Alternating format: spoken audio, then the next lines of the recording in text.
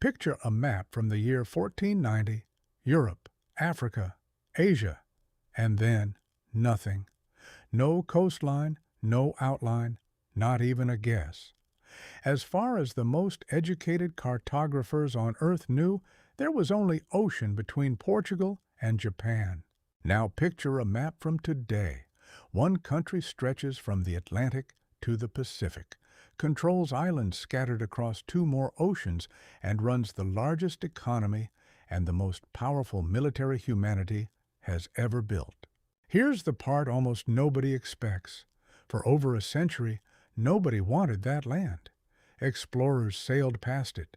Empires had it handed to them and shrugged. The single richest, most fought-over piece of real estate in the modern world spent its first 100 years as an afterthought, the place you pass through on your way to somewhere that actually mattered. So how does a continent nobody wanted turn into a nation that ends up owning a third of a hemisphere? It isn't one war, one treaty, or one visionary leader. It's a chain of accidents, land grabs, broken promises, a few genuinely absurd real estate deals, and one country that kept saying yes every single time more land was on the table. We're going to trace that entire chain, from a Viking who found an island nobody believed in, to a president who once said no to Hawaii, to literal bird droppings becoming a legal justification for owning territory. Yes, really. Stick around for that one. This is how the United States quietly became the biggest winner in the history of geography.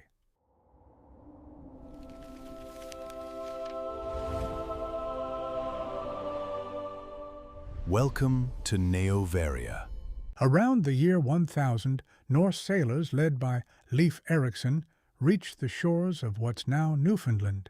They called it Vinland, built a small settlement, and then simply left. No permanent colony, no follow-up expeditions. For the next 5 centuries, most of Europe treated the whole story as a legend at best. When Christopher Columbus sailed west in 1492, he wasn't looking for a new continent. He was trying to find a faster shipping route to Asia. He landed in the Caribbean, convinced himself he'd reached the outskirts of India, and labeled the people he met Indians, a mistake that somehow stuck for the next 500 years. He came home with a story, not the cargo he'd promised. There was no spice, no silk, none of the riches he'd told the Spanish crown he'd find. What he did have was gold, and enough of it that King Ferdinand and Queen Isabella decided a follow-up voyage was worth funding, this time with clear instructions: convert everyone he met and don't return empty-handed again. Just a few years earlier, Portugal had already found its own route to Asia by sailing around the southern tip of Africa. To avoid a war over who owned what, Spain and Portugal sat down in 1494 and signed the Treaty of Tordesillas, drawing a single line straight down the Atlantic Ocean. Everything west of that line belonged to Spain. Everything east belonged to Portugal. Portugal built trading posts along its share and grew rich off Asian spices. Spain, meanwhile, discovered that its half of the map held something even more valuable: enormous deposits of silver and gold in Mexico and Peru, guarded by dense, wealthy civilizations. Naturally, that's exactly where the conquistadors went. North America had none of that.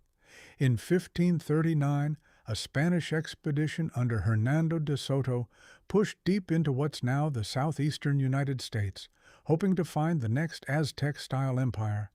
They found swampland, disease, and fierce resistance, and no gold. Spain quietly gave up looking. Here's a detail most people get backwards. England actually reached North America before Spain even found Florida. In 1497, an Italian navigator sailing under the English flag, John Cabot, landed somewhere along the coast of modern Canada, 16 years before the Spanish set foot in Florida. And then England did almost nothing with that discovery for nearly a century. Its first serious attempt came in 1585. a small colony on Roanoke Island in present-day North Carolina. It remains one of history's great unsolved mysteries. When a supply ship finally returned in 1590, 3 years late, because of a war with Spain back home, the entire colony had vanished without a trace. The only clue anyone ever found was a single word carved into a wooden post: Croatoan. England's next attempt in 1607 worked barely. Jamestown, Virginia, nearly starved to death in its first 2 winters, kept alive mostly by tobacco exports and a fragile alliance with the Powhatan Confederacy. 13 years later, a separate group of religious separatists we now call the Pilgrims landed off course at Plymouth, having actually been aiming for Virginia. Before they even set foot on land, they drew up the Mayflower Compact, a basic set of rules for governing themselves, and settled in anyway. From there, colonization snowballed. Within a few decades, 13 distinct British colonies lined the Atlantic coast, each with its own economy, its own religion, and its own local government, a detail that would matter enormously later on. While the British colonies expanded along the coast, France was quietly claiming almost everything else, a massive arc of territory running from Quebec down through the Great Lakes to New Orleans, built more on fur trade and native alliances than on dense settlement. By 1754, both empires wanted the Ohio River Valley, and neither was willing to share it. New France had roughly 60,000 colonists. The British colonies had over 1 million. Both sides recruited native allies to help fight, which is why American textbooks remember it as the French and Indian War, even though, from a European perspective, it was really the opening act of the much larger 7 Years' War. Britain won. When the peace treaty was signed in 1763, France handed Canada over to Britain outright. And in a clever bit of preemptive diplomacy, France had already secretly handed the western half of Louisiana to Spain a year earlier, specifically to keep it out of British hands. Britain now controlled more North American territory than ever before. It had also gone deeply into debt paying for the war that won it, and it decided the colonies that benefited from that war should help pay the bill. The colonists disagreed, loudly. Britain had introduced a run of new taxes, the Stamp Act, the Townshend Acts, a tax on tea, while offering the colonies no actual representation in the Parliament imposing them. That contradiction, taxation without representation, became the rallying cry of the entire movement. Grievance piled on grievance. A shipment of tea ended up in Boston Harbor rather than on anyone's table, and on July 4, 1776, the colonies formally declared independence. That declaration wasn't the end of the story, though. It took 5 more years of fighting, French naval support, and a final British surrender at Yorktown before independence was actually secured in 1783. Winning independence turned out to be the easy part. The first American government, built around a document called the Articles of Confederation, gave the federal government almost no real power, no authority to tax, no national currency, no reliable way to enforce anything. Within a few years, the 13 states were behaving less like one country and more like 13 quarreling neighbors who happened to share a fence. By 1787, that failure was obvious enough that delegates gathered in Philadelphia to start over completely. The result was the U.S. Constitution, a much stronger federal government built around checks and balances between its branches. It became official once 9 of the 13 states had ratified it, and in 1789 George Washington was sworn in as the first president of a country that, on paper at least, finally had a functioning government behind it. But that country still only occupied a narrow strip along the Atlantic coast. Everything west of the Mississippi River still belonged to someone else entirely. Spain controlled the mouth of the Mississippi River, which mattered enormously because American farmers depended on that river to ship their crops to market. Then, in a secret 1800 treaty, Spain quietly handed the entire Louisiana territory back to France. And France, by that point, was being run by a general with ambitions for a new American empire, Napoleon Bonaparte. Napoleon's plan didn't survive contact with reality for long. He was about to commit everything to a war with Britain, and his advisors warned him that if the Americans got wind of his colonial ambitions in Louisiana, they might throw their support behind the British instead, a risk he decided he couldn't afford. So he made an almost unthinkable decision.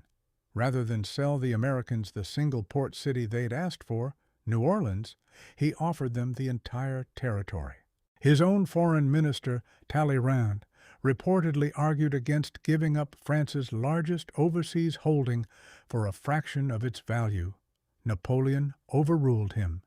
He needed the money for the war, far more than he needed a colony he couldn't defend. In 1803, the United States bought the entire Louisiana territory for $15 million, roughly 3 cents an acre, and doubled the size of the country overnight.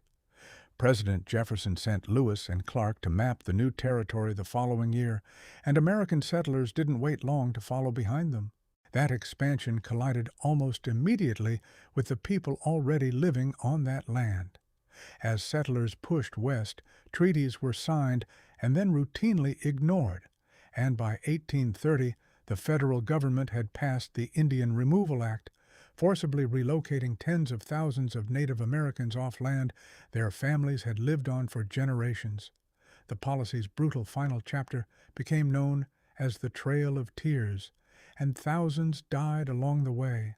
In 1819, Spain sold Florida to the United States, and both countries agreed on a formal western border between them.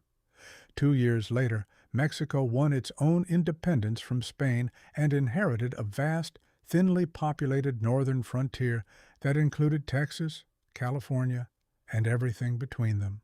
To fill that frontier, Mexico actually invited American settlers to move in.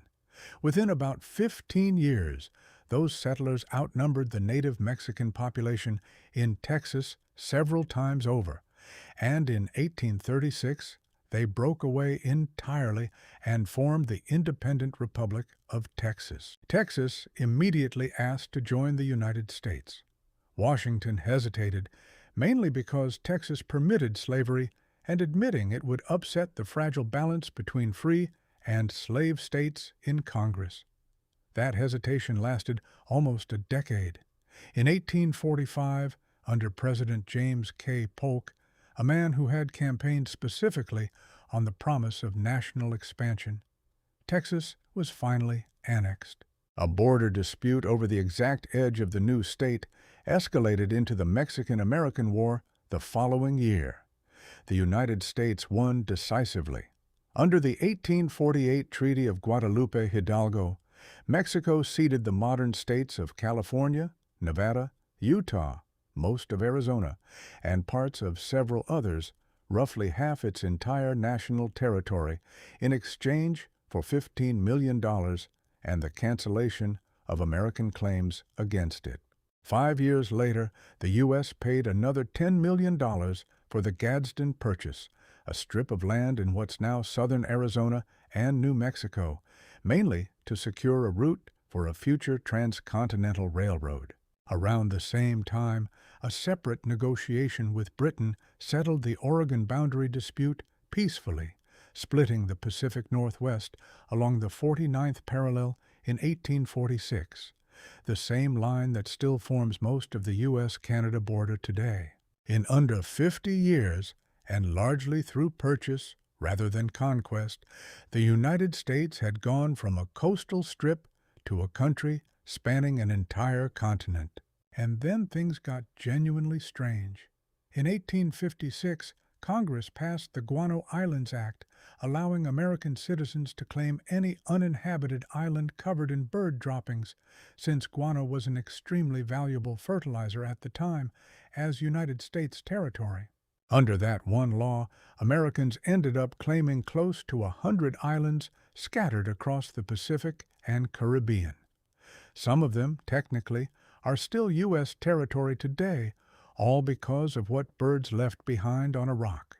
Just as the country finished stretching from coast to coast, gold was discovered in California in 1848, triggering a rush of roughly 300,000 people within a few years.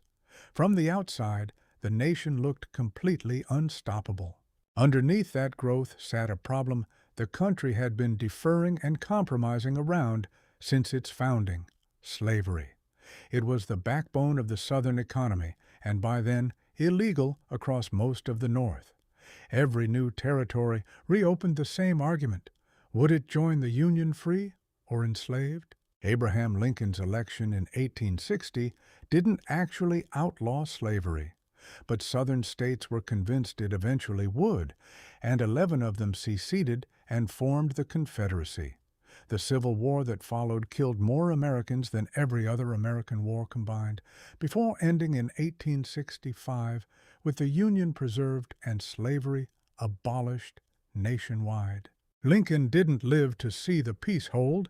He was assassinated within days of the war's end, and in a detail most people never hear, his Secretary of State, William Seward, was attacked by a second assassin that very same night and survived being stabbed multiple times in his own bed.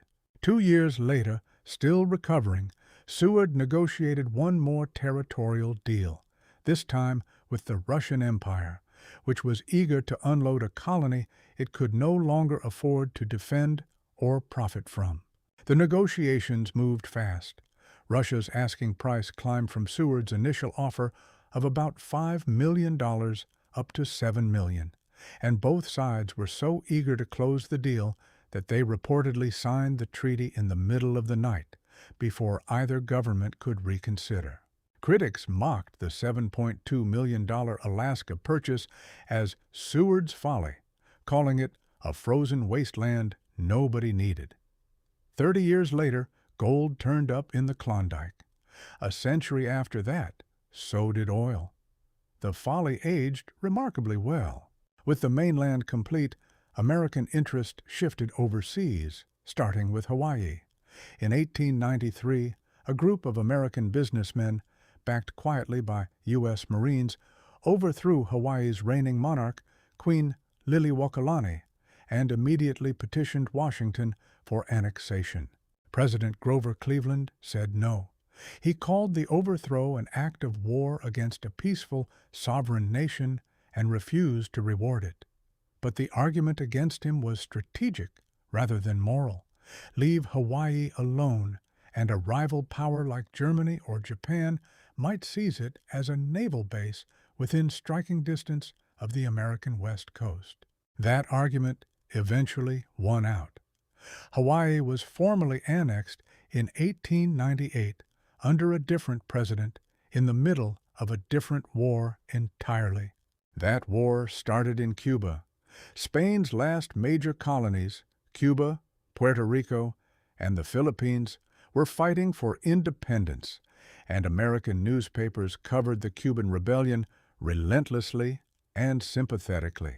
In February 1898, the American battleship USS Maine exploded in Havana Harbor under circumstances that were never fully explained.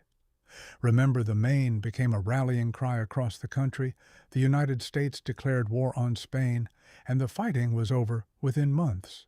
The 1898 peace treaty ended nearly 4 centuries of Spanish colonial power in the Americas. Cuba became formally independent, though under heavy American influence. Puerto Rico, Guam, and the Philippines became U.S. territories outright. Shortly after the war, President William McKinley was assassinated, and his 42-year-old Vice President, Theodore Roosevelt, became the youngest president in American history. Roosevelt wanted a canal connecting the Atlantic and Pacific, and he wanted it built through Panama, which at the time was still a province of Colombia. Colombia initially agreed to the deal, but its Senate rejected the final terms, believing the territory was worth more than the $10 million on the table. Roosevelt didn't take no for an answer. When a Panamanian independence movement rose up shortly afterward, U.S. warships conveniently blocked Colombian troops from reaching the province to put it down. Panama declared independence in 1903. The United States recognized the new nation within days, and construction on the canal began almost immediately afterward. The canal opened in 1914, connecting the Atlantic and Pacific and letting the U.S. Navy move between oceans without the weeks-long trip around South America, a strategic advantage that instantly made the United States a serious global naval power. That same year, a very different kind of conflict broke out an ocean away in Europe.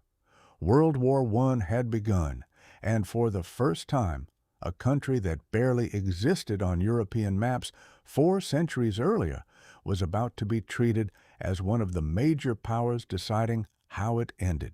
From a continent Europe's best mapmakers left blank to a nation spanning 2 coasts, dozens of Pacific islands, and a canal connecting 2 oceans, the United States didn't rise to power through a single masterstroke. It rose through purchases nobody else wanted to make, wars fought over borders that kept moving, and a habit of saying yes to territory long after everyone else had said no. If you want the deeper story behind any one of these moments, Roanoke's disappearance, the Trail of Tears, or exactly how a bird-dropping law is technically still on the books, check the notes in the description. Subscribe if you want the next chapter of how this country turned that map into a superpower. See you in the next one.